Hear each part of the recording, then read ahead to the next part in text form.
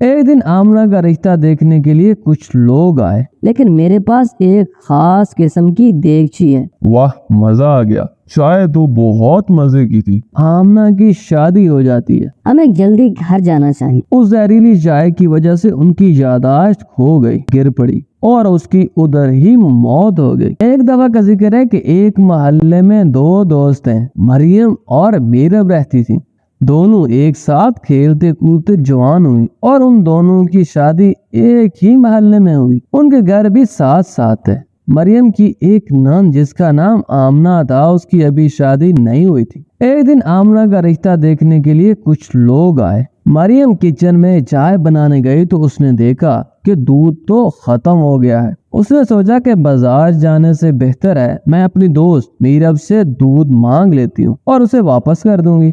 وہ میرب کے پاس گئی اور کہا، میری نند کا رشتہ دیکھنے کے لیے کچھ لوگ آئے ہیں۔ گھر میں چائے بنانے کے لیے دودھ موجود نہیں۔ میں نے سوچا کہ بازار جانے سے بہتر ہے آج آپ سے ہی لے لوں۔ میرب نے جواب دیا، بہن مجھے معاف کرنا، آج ہمارے پاس دودھ نہیں ہے، لیکن میرے پاس ایک خاص قسم کی دیگچی ہے، میں وہ تمہیں دے دیتی ہوں۔ جب تمہاری نند کی شادی ہو جائے تو مجھے واپس کر دینا۔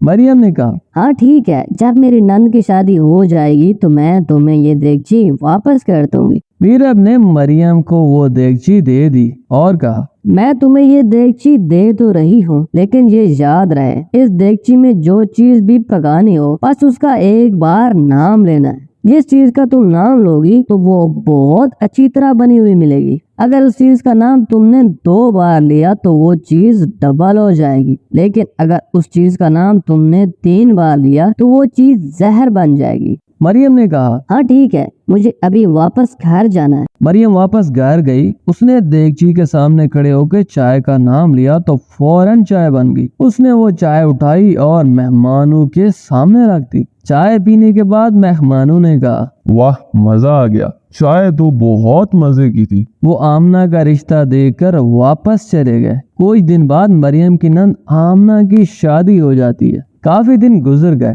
لیکن مریم نے وہ دیگچی واپس نہ دی۔ میرب مریم کے گھر دیگچی لینے کے لیے چلی گئی اور کہا، مریم میری بہن، اب تو تم دیگچی واپس کر دو، تمہاری نند کی شادی کو کافی دن ہو گئے۔ مریم نے جواب دیا، تم ابھی دیگچی کا کیا کرو گی؟ میری نند کی شادی کی مبارکباد دینے کے لیے دور دور سے ہمارے رشتہ دار آ رہے ہیں، اس لیے مجھے دیگچی کچھ دنوں کے لیے چاہیے۔ جب دیگچی فارغ ہو جائے گی تو میں تمہیں واپس ضرور دوں گی۔ میرب نے یہ سب سنا اور وہ واپس گھر چلی گئی۔ کافی دن گزر جانے کے بعد بھی مریم نے وہ دیگچی واپس نہ کی۔ میرب سوچنے لگی کہ مریم جان بوجھ کے یہ کر رہی ہے، مجھے اس کے گھر جانا چاہیے اور اس سے وہ دیگچی واپس لانی چاہیے۔ یہی سب سوچتے ہوئے مریم میرب کے گھر پہنچی اور کہا، ارے مریم، تم نے تو کہا تھا کہ کچھ دنوں بعد میں تمہیں دیگچی واپس کر دوں گی۔ اتنے دن گزر گئے اور تم نے دیگچی واپس کیوں نہیں کی؟ اس لیے میں خود ہی دیگچی لینے تمہارے گھر آئی ہوں، مجھے آج دیگچی چاہیے بس۔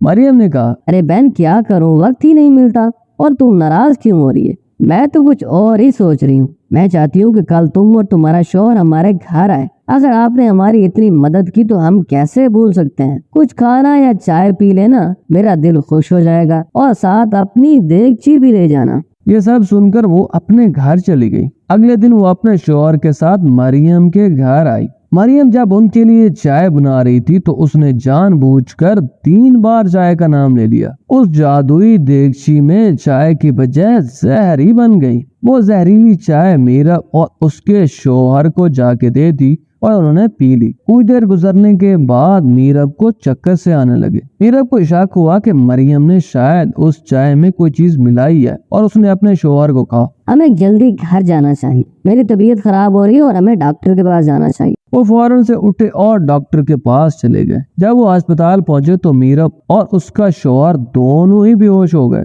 اس زہریلی چائے کی وجہ سے ان کی یادداشت کھو گئی۔ مریم بہت خوش ہوئی کہ ان سے جان چھوٹ گئی ہے۔ اب دیگچی کی میں خود مالکن ہوں اور جو میں اس دیگچی کو کہوں گی وہ میری مرضی کے مطابق مجھے وہ چیز بنا کر دے گی۔ کچھ دن گزر گئے۔